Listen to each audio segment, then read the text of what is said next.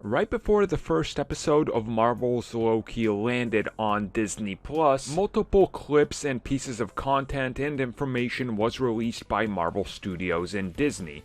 Among these was, of course, the confirmation that Loki is gender fluid. He doesn't identify as male or female. You know exactly where this is going. So before we get into the logistics of this and why, awesome, cool, I'm glad they did it, finally, commit to something like this, because this is how history presented Loki always. So, why would they change it?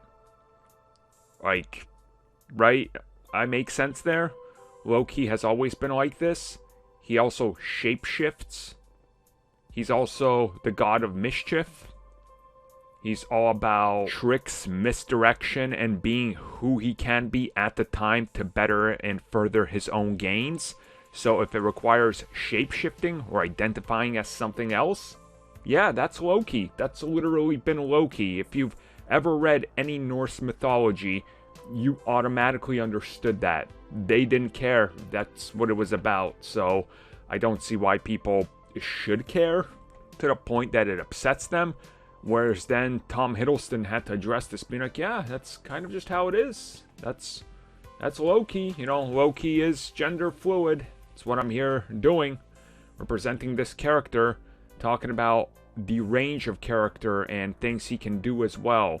And talking about how he's very well aware of who that character was in the history context. And who he is in the MCU. And how he identifies himself, and how he was very excited to portray that aspect of it because it gives the character a new layer while also paying respect to the mythology that he's built on, and the hopes he had that Marvel would eventually do it. So they finally did. So I don't see a problem here.